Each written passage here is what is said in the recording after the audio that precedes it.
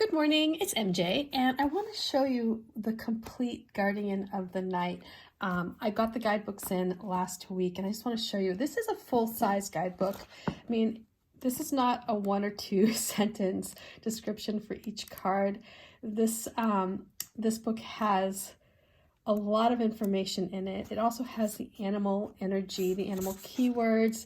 I go into a little bit of the story behind each card for each of the descriptions. So I know, as far as most decks go, rarely do I ever get a deck that also includes a full-size guidebook. So let's take a look at the deck itself. And I've already been playing with this deck, as you guys know, and it does have a box with a little cutout here.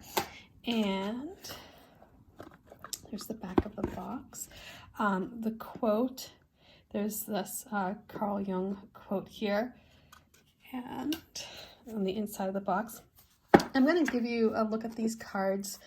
And forgive me, I am a little bit hoarse. It is not the Rona. I think it's just a change in the weather here in Seattle. It just suddenly got cold. So anyway, these aren't going to be in order, but I am going to show you each of the cards and also the cardstock. This is a premium 300 GSM cardstock. It shuffles, I mean, like a dream. I love cards that I can sit, get into a meditative state, and just shuffle effortlessly. I don't know about you guys. I'm not a big fan of thick cardstock where it's, where it's rigid. To me, I like to be able to just shuffle my deck, think about what's at hand, what problem I may be needing assistance with, and just shuffle. There's just something magical just in that act of shuffling. So anyway, and it's very similar to, this is my Guardian of the Night deck. It's very similar, although I think the Grimalkin deck, this is Grimalkin. Oh my God, so many G's.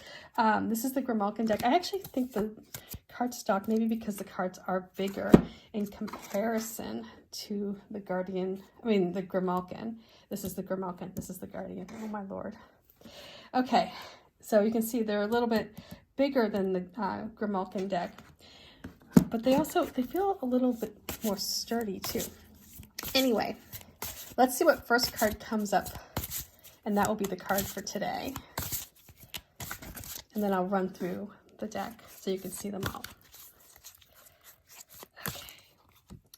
Ooh, Ace of Cups, and this is a heron here with the Luna moth. And this is all, and you can see the flower, or not the flowers, oh lordy, the feathers down here. This is a sign of divinity, a sign of connecting with your higher self. We have the lotus for purity and the water coming down, tapping into your emotions. And so with this card for today, this is about connecting with nature, about finding that inner peace that you have within you. It's available to all of us. We may feel like we're in this world that's like full of anxious energy and stress.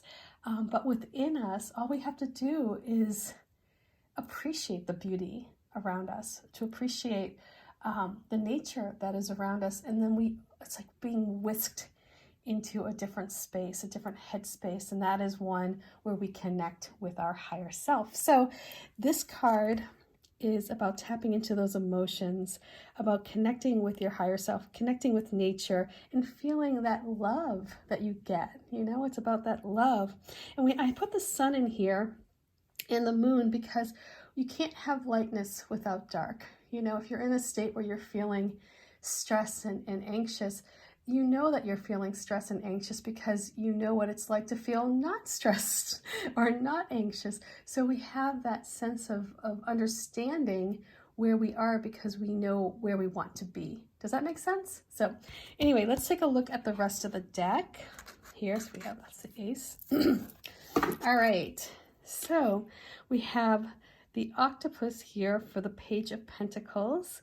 And you can see the pentacle sticks out. And, when I design my cards, I do this very thoughtfully as far as color, about what contrasts. And we have this red contrasting here with this this blue, this like almost silvery blue. And out of the depths, out of this murky water, this octopus is able to show what it has found. It's able to see the treasure that is beneath. So here we have the Page of Pentacles. We have the pangolin. And I mentioned in the book how this card came to be. It's this deck came out right as we were entering quarantine, or not quarantine, but shelter in place. And there's a lot of talk about the pangolin, and I realized there's not a lot of information out there, and it's a very secretive little creature that is prized and hunted and poached, and you know, it will curl itself up into a ball trying to escape the world. But what happens when it does that sometimes is it finds that it becomes more transportable for poachers, which is not very good. We have the King of Swords with all the poppies down here signifying strength and the purity of the birch trees. And the crown is the constellation here. And it's perched ever so perfectly on the sword. And we have the sun. And this card literally just came to me like when I was thinking about creating the sun card, how I wanted it to look. And I was like, oh, mountain lion, hands down. You know, we live here in the Northwest, and we have mountain lions, and it's just that their presence is so, I mean, they're such a strong creature, you know, and they're such a mystical and magical creature as well. And so it's almost as if this mountain lion is pulling up the sun. Of course, barracuda. I just think of the song. So anyway, this one, you know, I thought about what animal cuts like a knife and cuts through water, emotions, right? That will just cut through emotions. And I thought, well, the barracuda, of course, it's very sharp, it's very smart, and it actually does hide in the water, and it waits to strike at just the right time. It knows when its opponent is at its weakest, and it just goes right to it. So here we have the Seven of Cups. We have lots of bunny rabbits in our neighborhood. I've noticed this recently, and I just imagine them looking up at the stars and dreaming dreaming of a land without townhomes and buildings, perhaps. We have the Page of Cups here, and this is the very friendly capybara, and this is the friendliest creature on the planet. So when it came time to make the Page of Cups, all I wanted was to get that energy out there, that loving, just like this approachable creature. It is truly one of nature's kindest and loving creatures. It will carry other animals across a lake. It will help out its neighbors. It's really just, it's massive. I didn't realize how big these animals are. They're the largest rodents in the world, but they're also the nicest. So here's that energy of the page. Here we have the King of Pentacles, and I wanted this energy to feel very solid, unwavering. You know, it's like it's so in control of itself and its resources, and yet at the same time it's so loving and outgiving and just full of just promise, you know. And so here we have the sacred cow, and it's just a beautiful creature. I wanted to make sure that this card just was beautiful to look at, that you felt the love and the positivity that the King of Pentacles brings. That there's a message of hope with this card. And then we have the Wheel of Fortune. I just imagine all these owls spinning around with the bats and the spiders and the snake. And this is more of just a design, you know, not so much of telling a story, but bringing the energy of each of these creatures together. And here we have the Death card, and this one here, this little mouse, is letting go of the fear. It's letting the owl take it away. It's releasing itself to the inevitable. And you know, these other rats here, they're hiding out in the thorn bushes, but they can't move and they can't grow, because if they grow, they grow into the thorns, and that's painful. So they keep small. So with death here, this card is about letting yourself go, being taken off to some other place, you know, moving onward in a sense here. And here we have the Seven of Wands. And the Seven of Wands, I just imagine this like alligator on the side of the river, you know, defending its prize over here, which it will get to at some point. And, you know, maybe it's not even his to have, but he's going to defend it regardless. And feeling, you know, that it's constantly under attack. And then the Six of Wands, I love, because this is the King Julian card.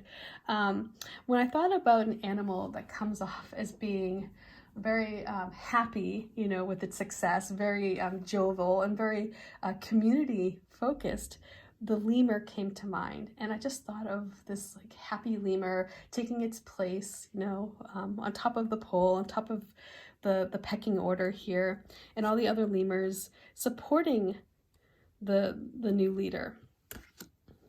And then we have the Five of Wands, and you know, we have you know, I'm sure like other places in the country, we too have beavers and we have dams, and you know, I thought about how frustrating it must be for a poor beaver to gather all of its wood, especially, you know, if there's a storm or if the water's moving, and how this creature with, you know, with limited mobility really and resources can build such an amazing structure. So I thought about the frustrations that the beaver would face here with the Five of Wands.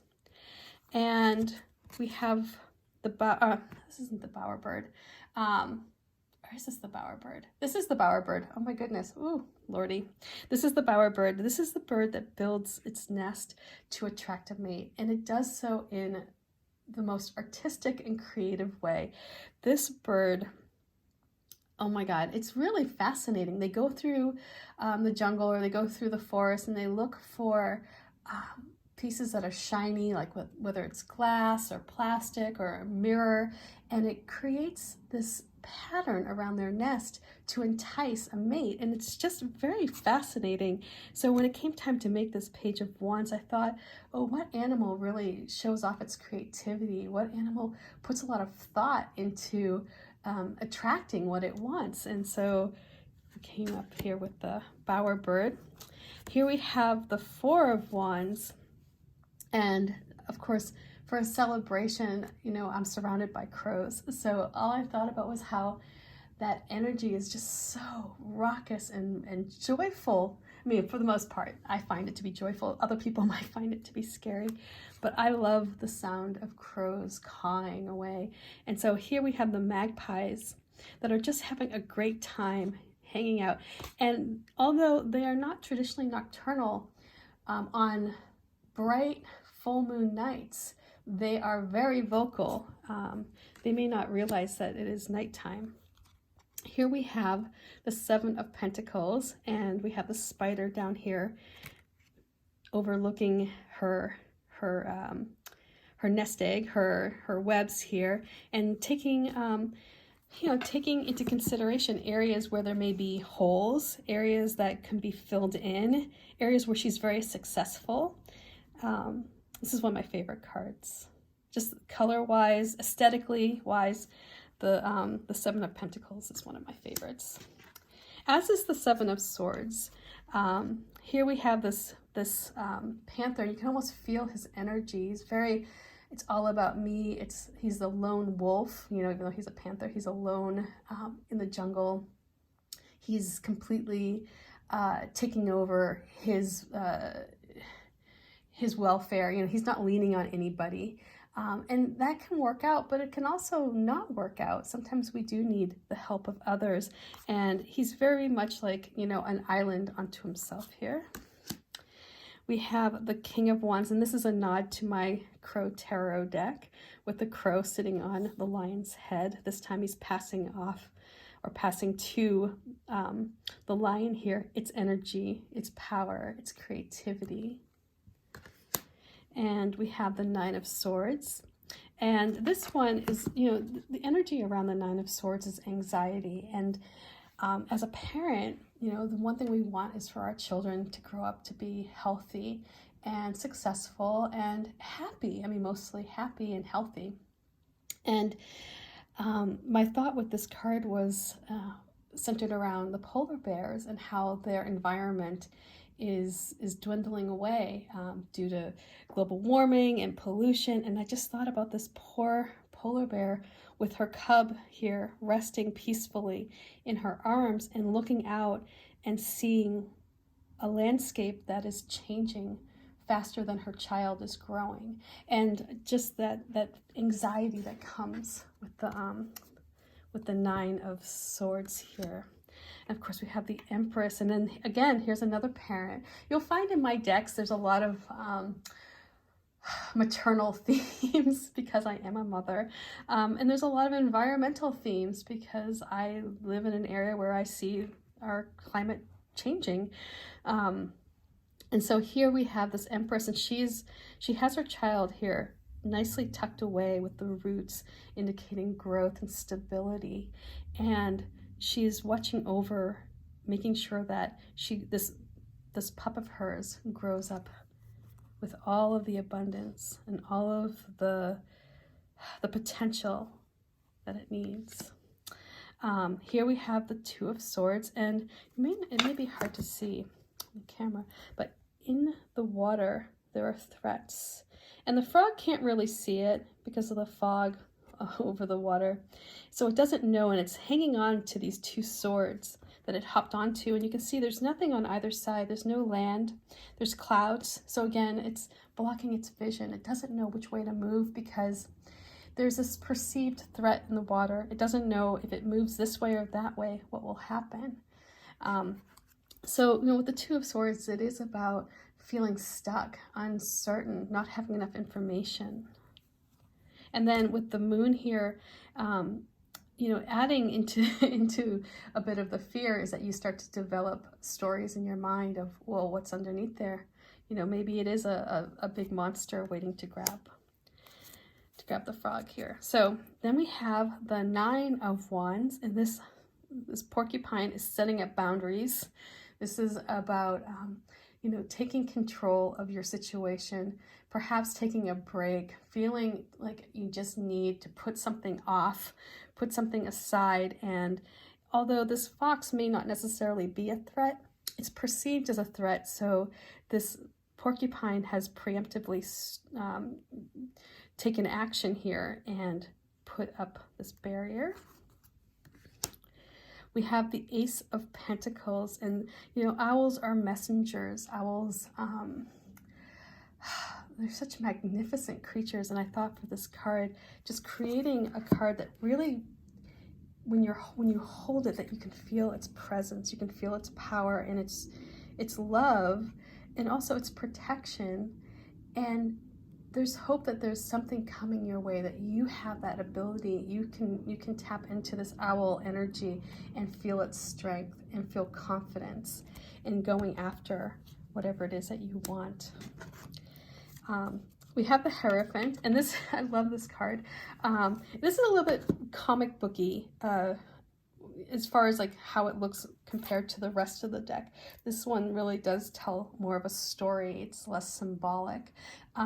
We have this rat talking or showing its way to the younger rats how to get into the bakery. And you can see here, I added the key for the key of wisdom for the Hierophant here. The stained glass from the church has been replaced in the cafe window.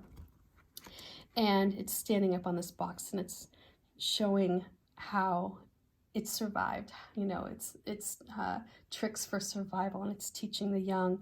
And it's also like, this is who we are. We are rats. This is what we do. We break into bakeries and we steal food. And we have the Eight of Pentacles, and this, oh my God, paper wasps are amazing. They can construct these beautiful nests. Do I want to hang out with one? Nope. Do I want one in my yard or my balcony? Nope. But you have to kind of marvel at what they can achieve. I mean, they pick up pulp, tree pulp. They chew it and they make it into paper. It's not even like they're putting together a nest from things that they find. They're actually making the paper as well. So it's amazing. Here we have the Queen of Pentacles. Again, the sacred cow. I wanted to create just a beautiful image for this. She is a motherly creature. She is a nurturer. She ensures that her young are taken care of and that all around her feel secure financially. If there's a dream in your mind that you want to go after, call on this energy of the Queen of Pentacles. So she'll be there. She'll be there to help you with the resources that you need. We have the Six of Cups. This is also one of my favorite cards. I just wanted to show this like joyful, fun, this playful energy between these two young elephants. And then off in the distance you see perhaps the older, more stodgy elephants going about their day.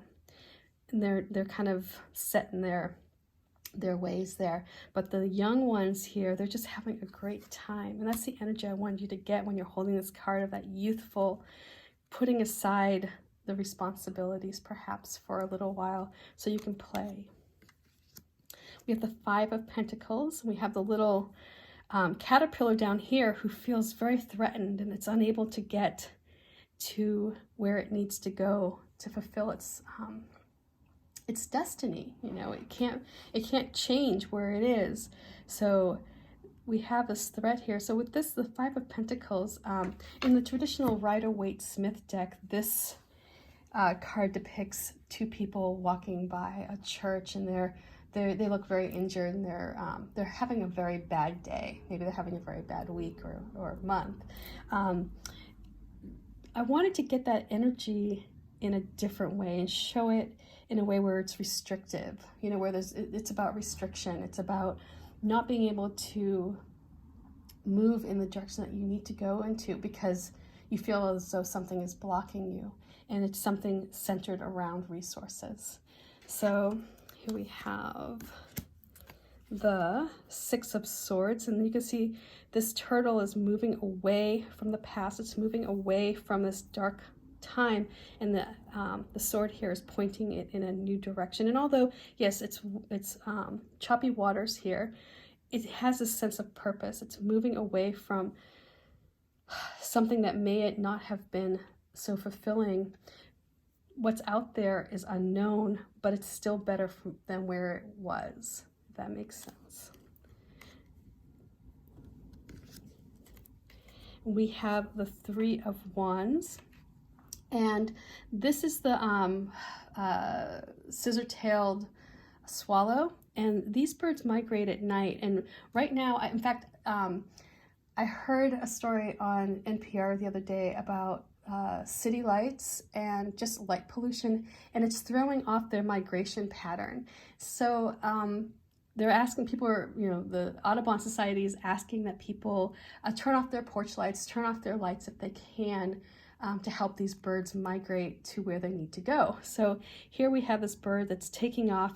It's leaving perhaps a place of stability. It's moving in a new direction. And it's doing so with just a lot of gusto. This is also one of my favorite cards. This is the Two of Cups. This one I think will be the next poster that I make.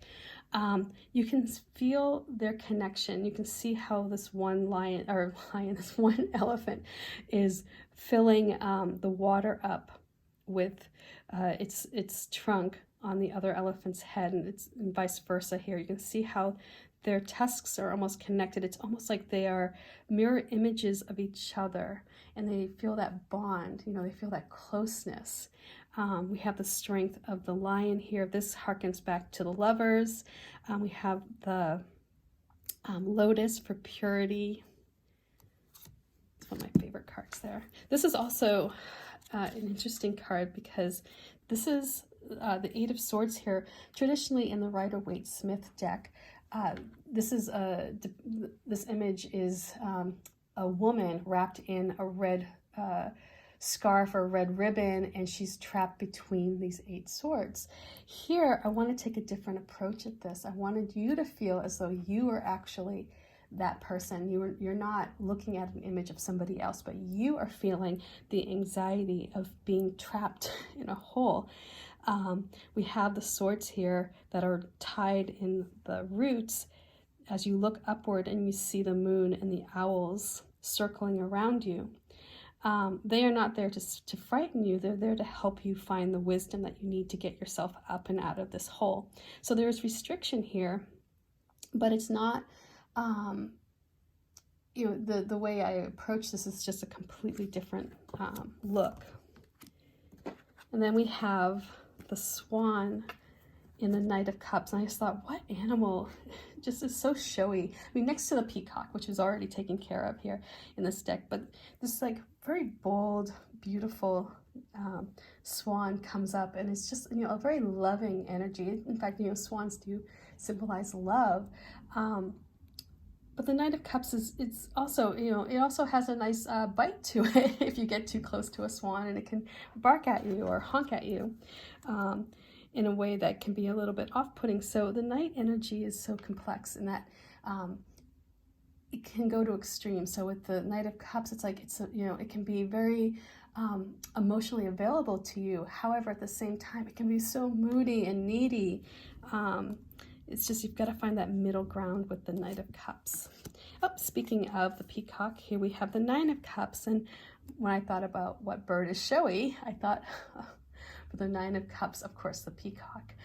When it opens up its feathers and you can see all of its beautiful plumage here. So here we have this Nine of Cups, and he's showing himself off, and he's very proud. He's a very proud peacock. We have the Queen of Swords, and this one, she's flying over the land. I wanted to get a sense of just feeling free, having the wisdom, having that ability to see over the landscape, to know where to go next. Excuse me. And we have the Six of Pentacles, and this is a fun story. This is about a symbiotic relationship that isn't so symbiotic. Here we have this oxen who needs some support. It needs the help of an oxpecker.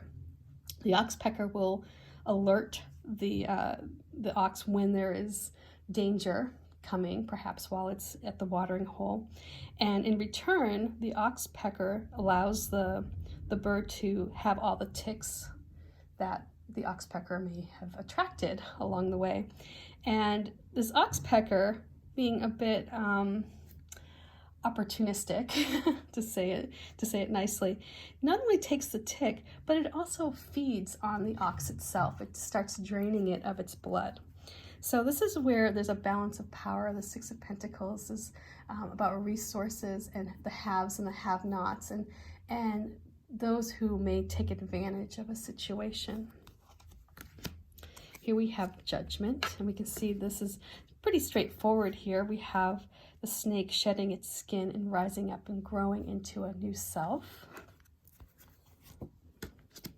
We have the Emperor, and this also is a throwback to my crow tarot. Instead of the crow sitting on the red throne up in the mountains, this time it is the great horned owl. You can feel its presence. You can almost feel like it's ready to cast its decision, its judgment on you, or, it's definitely, I feel like if I was going to do something and maybe cut a corner or something, and this energy here showed up, I would think twice about it. Here we have the Two of Wands, and this is a power struggle. This lioness is going to take her opportunity to show herself, to show what she has, while this lazy lion here is just sitting there with a little bird on its head. Probably not thinking much what this lioness can do, but she's saying, I'm just as equal of a hunter as you are. we have the 10 of Wands. And here in my neighborhood of Ballard, we have a fish ladder. And my daughter and I used to go and watch the salmon climb the ladder when she was younger. In fact, it's like one of those things, if you have kids in Seattle, it's almost obligatory. You go to the fish ladder at one point or another, and you watch them struggling to get up this ladder. And I thought about that energy for the 10 of Wands, these fish that have this great purpose, you know, this drive, and the struggle that it is to go from the ocean, you know, through the locks, up the fish ladder, through the canal, and then finally to Lake Washington. Okay. Here we have the hedgehog for the 4 of Swords. You see with the snow here, hedgehogs do hibernate. It takes a break. It knows when it's time to rest. It's resting up. And we have the Knight of Wands. This is the Wolverine, and you can almost feel its powerful, like, just presence. It's very, I mean, it's just like one of those creatures that are, it's like amazing to get to see, which I have to say I have not been able to see one, although I hear that they are back in, they're back at Mount Rainier. But it's also an animal I don't want to cross, you know? It's like you hold them in this high regard for their presence and just their ability to survive, and yet at the same time I just don't want to encounter one. But they are beautiful. We have the Tower, and these are vultures, and interesting note about vultures is that they can't fly when it's cold, like at night. They can't fly because they need the thermals, they need the hot air, or warm air anyway, to fly. So this story is where at night somebody had come by, and they also are, they roost in communities like crows. And somebody came by and cut down their tree in the middle of the night, which left them falling. Here we have the 3 of Swords. This was a really hard image to create, just emotionally, as it should be, right? Because it's a 3 of Swords. We have the elephant husks cutting through the human heart, because I feel like when you hurt an animal just for greed, that destroys a part of your heart, something that can't be replaced. But to go back to how this card should be read in a reading, though, it is about betrayal. It is about you know, somebody taking advantage of you, perhaps, in a way, or you taking advantage of somebody and damaging your own heart in the process. You see there's a little white feather here in the shackle. You're released. Once you experience this situation, you'll be released, and you'll be a little bit stronger. You'll have a little bit more wisdom to you as a result of it. Here we have the 4 of Pentacles. Again, we have this fox sitting here, and he's trying to keep down these rabbits. He's like, I want to keep you. But at the same time, in doing so, he's missing all the other things that are going on out in the world. And he's not able to grow because he's so trapped in this hole. So it's about, you know, like this sense of lack. So when you read this card, you know, you have to ask yourself, am I focusing on the magic that's outside, or am I focusing my energy on trying to keep something hidden below? Here we have the playful dolphins for the 2 of Pentacles. This is also another one of my favorite cards, just because the colors, and I love dolphins. And you can see there's some going this way, there's some going this way, and these 2 dolphins are just playing together. They're having a great time. And you know, that's really what this energy is about. It's about juggling life and responsibility and allowing yourself some time for play and just enjoying life in the process, getting into a rhythm. Here we have the Ace of Wands, and you see this is a spider here that's seeing the city as an opportunity for new treats. We have the Queen of Cups. She's diving in deep here. You can almost feel the silence of going in the water, you know, of connecting with your emotions. We have the 3 of Cups. these fun little raccoons having a great time. Quick story about this. My neighbor, where we used to live, would go away on the weekends, but they had a doggy door, and they didn't lock the doggy door. And one weekend while they were away up on Camino Island, the 3 raccoons traveled across the street from their raccoon condo in the poplar trees and went into their kitchen, went into my neighbor's kitchen, and had quite the field day in there. When my neighbors returned from their weekend trip, they were met with quite a messy surprise. We have the Knight of Pentacles, and we have this donkey, this burro here that is a bit stubborn. You know, it's kind of hard to move. It's focusing its energy on one thing here. It's not looking at anything else out in the distance. It's really just, its head is down, it's focused. So this can be good, it can be bad. It could be a great energy to have with you when you have to get through something, a long, tedious task. But it can also mean that you're staying put in a situation that, you know, may not have enough growth to it, or enough growth that warrants that much attention. Excuse me, I am going to take a quick drink here. Okay. Yay, coffee. Here we have the Hermit. This was the first card that I created for this deck, and it set the energy for the deck. So the first card I create for my decks usually serve as that foundation for the color scheme, the energy that's going to run through this deck completely. So here we have the Hermit, and it created this beautiful web around it to protect itself from invaders. Yet the moon is still able to get in. That's the light. So in lieu of a lantern, the moon is the lantern. The Queen of Wands, also going back to the Crow Tarot, where this time it is the crow that is handing the wand to the lioness. The possum for the Hangman, it only makes sense, right? This little possum is hanging on, looking at life through a different perspective. We have the moon, and we have the coyote. And here, the city plays an important role in this card in that it serves as an illusion. This coyote, you know, has been living in this place for centuries. It's, you know, its lineage goes back for centuries, and the city has grown up around it, yet this coyote refuses to see the city. The coyote is going to keep hunting. It's going to keep living its life as though the buildings are just trees. And so you can see here, these buildings look like trees, but really, in reality, they're buildings. It's hunting a fish. Another one with buildings here, you'll see, is the Five of Swords, and this speaks also very similarly to that message of the city growing up around nature and nature being pushed out. So the story of this deer is that, you know, it's always been around here. This has been its home, and developers came in, cut down the trees without any regard for the animals that lived in that wood. And their plan is just to put up more buildings.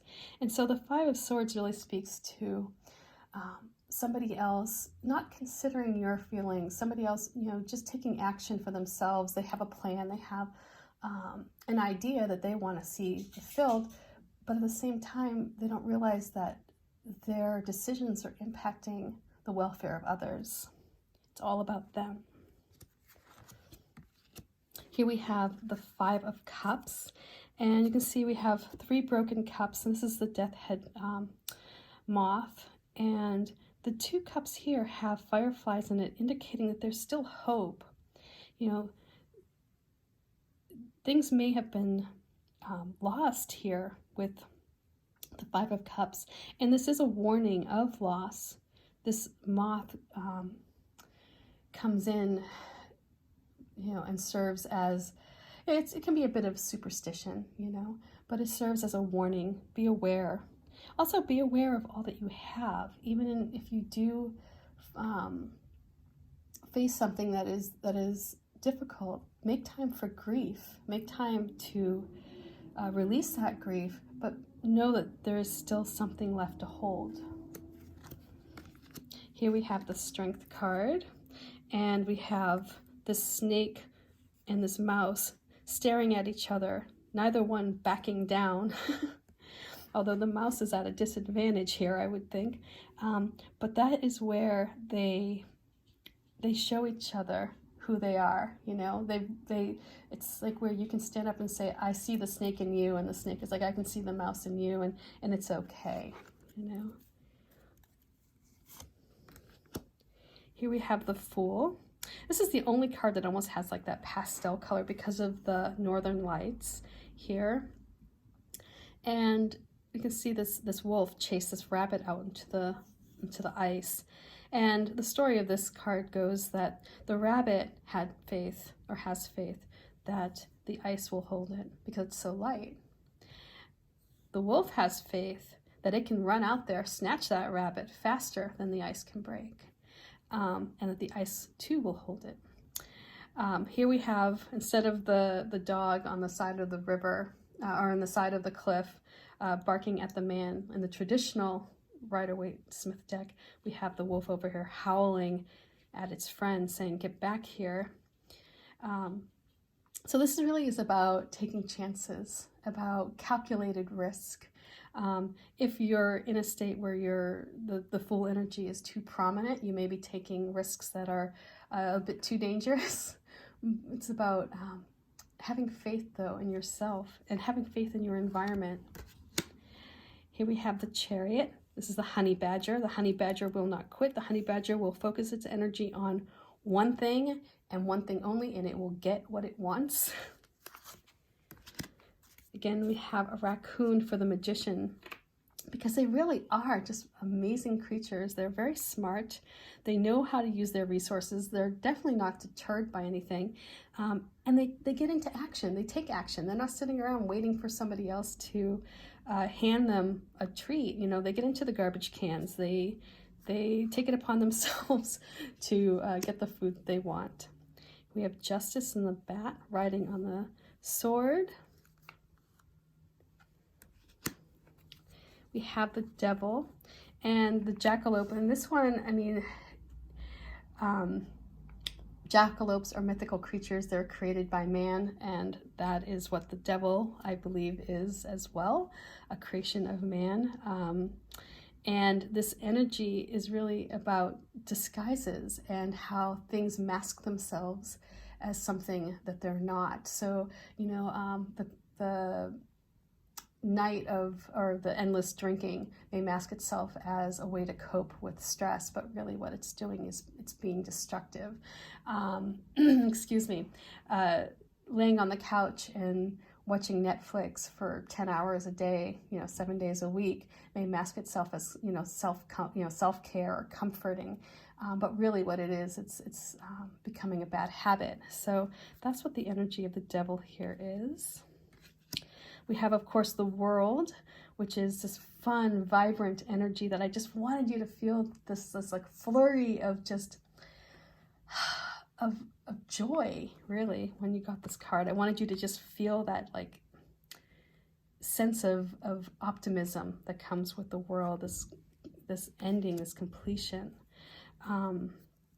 The Ten of Pentacles, another set of bees here, because they do work together. They are a community. They work together in creating something delicious, and that's their legacy, really. That's, you know, honey would be the legacy of the honeybee. That's the Ten of Pentacles. Here we have the Ten of Swords. This is a story about a cowbird and how it's a parasitic brooder, in that it will a cowbird will come by, drop its egg off in another bird's nest, like a wren's nest, and then the wren won't know that that egg is a cowbird egg, and it will nurture it just as if it was one of its own. But what happens is the cowbird grows and it pushes the wren's eggs and babies out of the nest, and it takes over. And it's really fascinating. But what's happened through time and through wisdom and knowledge is that this bird has learned to discover what the cowbird egg looks like. and then it builds another little nest over it and puts its eggs on top of the cowbird's eggs. It's really fascinating. But anyway, this is the energy of the Ten of Swords, and this does speak to betrayal, being pushed out of the nest. So maybe at work, you know, you have this new coworker that comes in and steps on your toes and tries to push you out of projects or whatever. That's the energy here with this Ten of Swords, of betrayal. Or maybe you feel like you're being pushed out. This is also a card where the energy of being a martyr really shows up, you know, where you're the one who's like, oh, look at me, I'm being pushed out. Here we have the Lovers, and we have the Scorpions, and they do this dance when they get together. Sometimes the dance goes well and they mate. Sometimes the female is not too impressed with the male and she will kill him and eat him.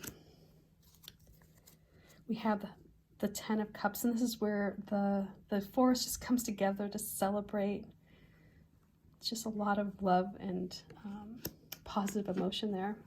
We have Temperance, where the frog is clinging onto the ground while it's also in the water. So there's that balance between earth and water, that balance between emotions and being logical, being grounded. We have the Eight of Cups, and this card was inspired by one of the David Attenborough documentaries about nightlife and animals, and I just envision this tiger having all, achieved eating all of the wild stock, out in the woods, and is now looking to pursue other paths. And here we have the Eight of Wands, and with this card, I was thinking like this fast energy, this when you're just going so quickly, but at the same time you have to be able to pull back if you need to, having that control, right? But knowing that you're moving towards a goal at like a breakneck pace and feeling confident in that, but at the same time having the ability to predict what's going to happen next. And so here we have this falcon, this peregrine falcon, that's coming in looking for the snake, and it's going to go down and grab it, but it needs to be able to react quickly, otherwise it will hit the ground. We have the Three of Pentacles, and this card is just, one of my favorites for many reasons. Just the color scheme. I mean, just stylistically, this was one of my favorites to create. The story, however, is a little grim, and it's about these three wolves working together on a common goal, and they each have their position, they each have their place, and they know how to work together to take down something so much more massive than they are. So this is about teamwork, using their intelligence, using their resources, perhaps hiding behind trees, the snow, luring this animal into a place where it's not so stable. We have the Page of Swords, thanks to a backer who suggested the black-footed ferret, which is also, by the way, one of the most endangered animals in North America, which is it's sad to think that there are animals that are endangered. Our whales and our dolphins, our orcas are also at risk. Oh my goodness. I mean, it's just people, we share this planet. The Page of Swords. So here we have this creature that is, a fighter, really. It's coming back. It's making its way back. Maybe it was, actually, I need to check that. Maybe it's no longer endangered. I think it was endangered. But regardless, I mean, this is a creature that knows how to fight, knows how to survive. And that's what this energy here of the Page of Swords is. We have the King of Cups, and this one was just a lot of fun to make. When you can calm the waters here, you can see this water is kind of choppy. There's kelp in the water here. When you can calm the waters, that's when you get to see the fish. That's when you get to see the prize. The Ace of Swords. the moonflowers here and the bats. And the flowers revealing the sword, the truth. The little grasshopper here, or cricket rather, is, you know, it's about good luck and good fortune. Of course, we have the High Priestess and the bat, the fruit bat here, waiting. We have the star, the deer.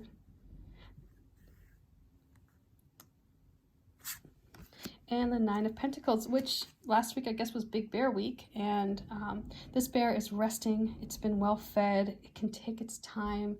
It can enjoy, you know, all that work that it put in for the months before, and just rest peacefully, have dreams of salmon, knowing that when spring comes, it will feel well rested and it'll be ready to get back out there. So this is the Guardian of the Night deck. And this is a very long video, and I am so sorry, but it is, this is, I think, I don't know, I love this deck. I love this deck so much. I hope you love this deck as much as I do, because the energy I put into it was just, I mean, every day I woke up and was just excited to create this deck, each and every card. So anyway, this is the deck. It comes in that box, comes with a guidebook, and I hope you enjoy it. So much love. Peace. Bye.